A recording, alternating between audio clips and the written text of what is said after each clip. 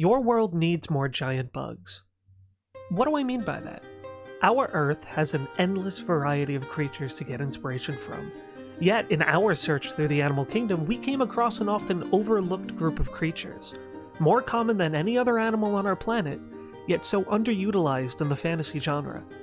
Bugs, or, to be more broad, arthropods. These invertebrates boast some of nature's most extreme and unique body plans, adaptations, and behaviors, many of which already feel like they were pulled from a fantasy book. Pair this with a magic-infused setting and you've got yourself some one-of-a-kind creatures. In our project Therenor, a primal fantasy realm where small folk have learned to thrive in the shadows of giants, we wanted to ensure that there was an ancient prehistoric feel to the world. Almost instinctively, dinosaurs are the first thing to come to mind, and plenty of prehistoric settings use dinosaurs very well. We wanted to try something a little bit different. When we think of prehistory, we imagine a world of giant bugs, ancient Paleozoic creatures like Arthroplora, Meganora, and Eurypterus. Insects and other invertebrates have a massive presence throughout the realm. When world-building Therenor, it made sense that the small folk would make use of these abundant creatures in every way they can. Small folk use the carapace of giant insects as pieces of armor, shields, weapons, and even shelter, depending on the size of the beast. Bugs are frequently included in a variety of food dishes, often as a main course. Their venoms and poisons are used for coating weaponry and crafting potions, and the most domesticated among them even being used for transportation. The Titan trees in particular host a large variety of insects and bugs, some of the main organisms that the tree's residents come into contact with.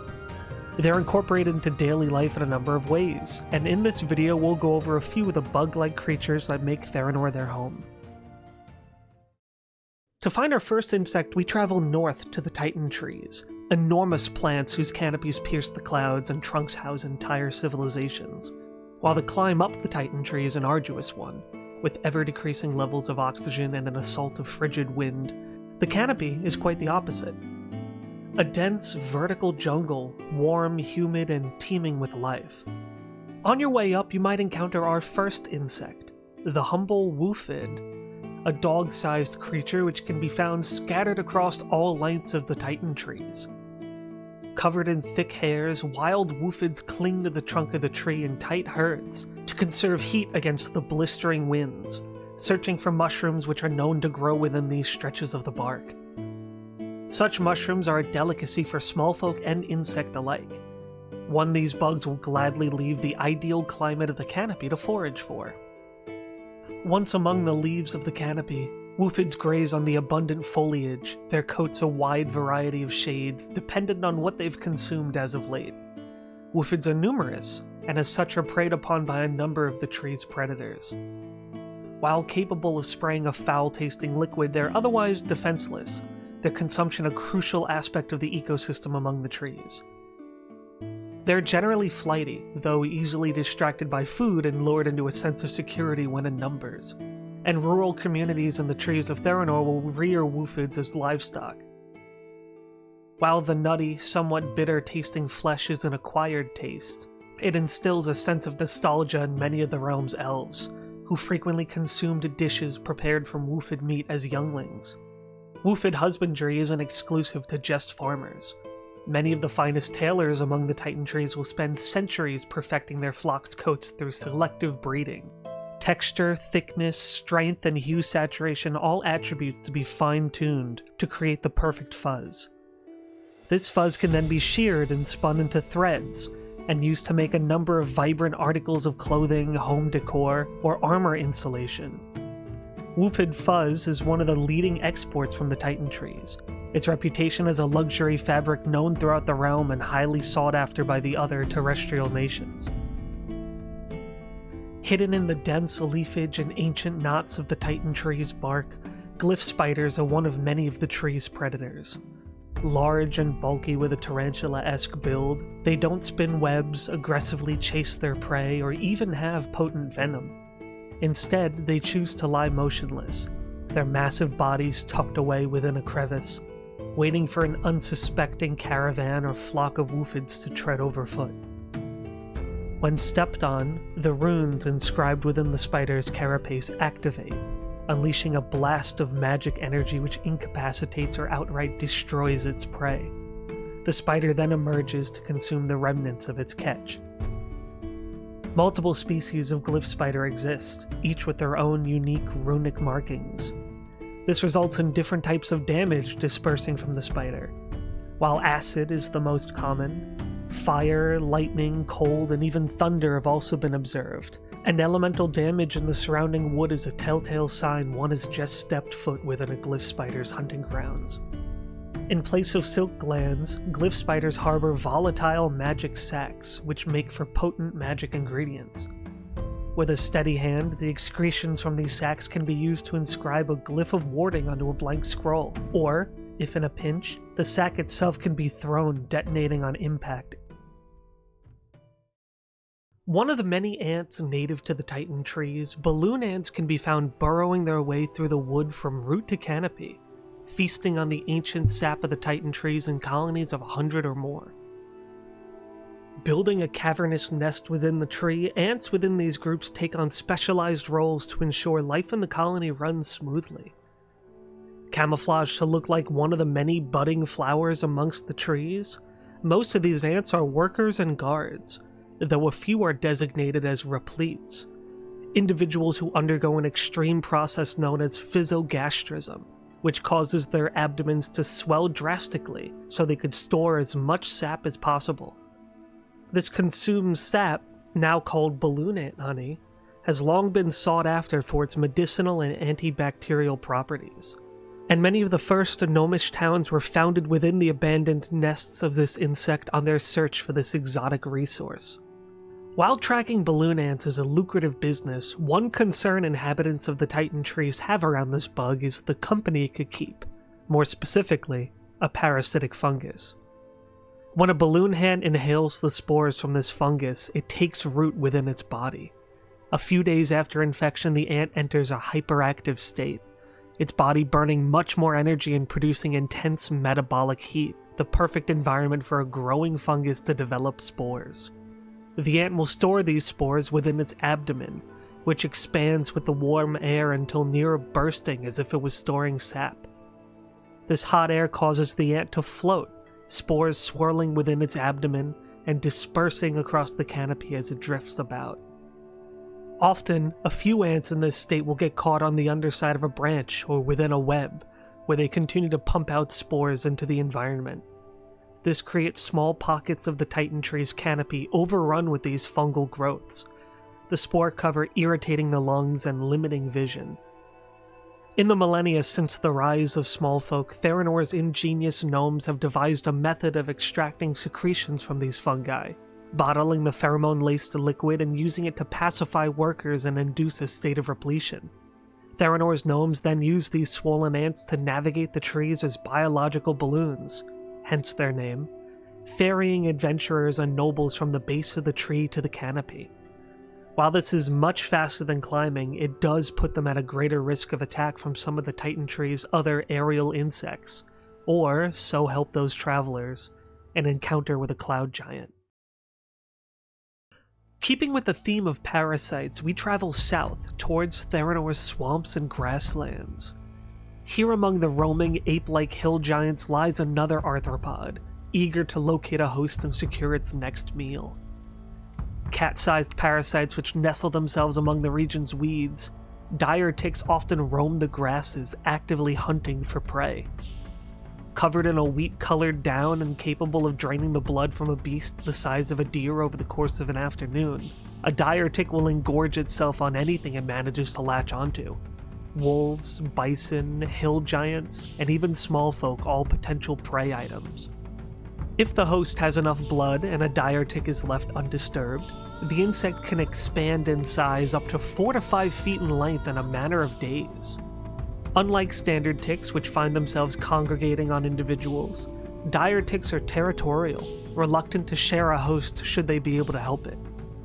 Dire ticks have been observed attacking one another, purposely severing the heads of embedded ticks, or even feeding off other engorged ticks still attached to their host.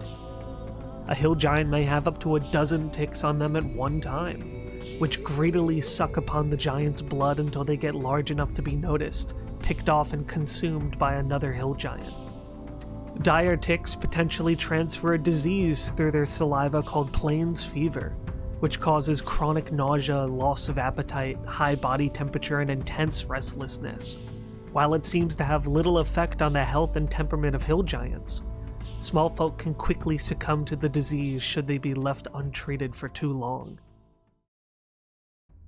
Though often confused for a crustacean, this next horseshoe crab-esque arachnid can be found along the realm's coasts, buried among reefs in the shallows or along the swash zone of Therenor's beaches. Skermocks are well-armored decomposers which feed on discarded marine life, either creatures which have died from old age, or the scraps of a recent hunt. Built for benthic seafloor living, the Skermock didn't evolve with speed in mind. Its short, wide legs and shovel-like tail used for submerging itself within the sand. Should it need to leave quickly, it can only do so moving backwards, its bulky, ovoid shape making for a clumsy getaway. A Skermock will happily consume carrion and other marine detritus, though they may just as readily ambush hunt. The bug will bury itself, leaving the top of its bulbous carapace and elongated front claws exposed. Along these arms are stinging anemone, nestled within the grooves of its shell. Sitting motionless, a Skermock can easily be mistaken for a string of rocks among a reef. When a small fish or crustacean passes by, these arms snap forwards, grabbing the creature. The Skermock then rubs its catch across the anemone, ensuring its paralytic sting makes contact. Once unable to move, it re-emerges from the sand and places itself over the prey, using its gnatho base to grind up the animal and consume it. While they're very large animals, Skermock only need to eat a medium-sized creature every few months to survive. Large creatures in Therenor which wash up upon the shore attract these beasts in the dozens. Any ingredient harvesting from the dead must be done quickly before the carcass is swarmed by Skermock. Fishing vessels harvesting along the coastline often grab the attention of these creatures, some of which may make attempts to sever their nets and lines for a free meal. The anemones on a Skermock's claws can be scraped off and refined into a potent paralytic poison, and their bowl-like shells are both durable and strong, used by coastal communities as armor. When one of these creatures dies underwater, its shell often becomes a safe resting point for tide goblins and other smaller sea denizens as they traverse the coastal reefs of the realm. Our final insect has us travel to Therenor's scorching desert, where its unique form of hunting makes it an infamously insidious foe. Pin scorpions are agile, vigorous, mid-sized predators, capable of leaping and dashing across desert sand at tremendous speeds. Its tawny orange hue helps it blend into the desert landscape it finds itself in, and its carapace is covered in numerous spikes to ward off even larger bugs which try to feed on it. Just like the many other insects which inhabit the dunes of Nalansander, pin scorpions are most active at night when the oppressive desert heat is diminished. While some bugs create burrows which they upkeep daily, and others simply submerge themselves and wait until dusk, the pin scorpion spends its daylight hours nesting in abandoned, buried towns, feeding on leftover carrion. It regurgitates a caustic fluid which breaks down the flesh, shell, and bone of the remains, making them easier to consume. A pin scorpion caught out in its lair is especially aggressive, leaping upon the nearest perceived threat and envenoming it with its massive mandibles. While this bug has the speed and ferocity to chase down prey, conserving energy in the desert is crucial for survival. The pin scorpion's go-to method of hunting is to lure prey through mimicry, and its preferred prey? Small folk and fire giant hatchlings.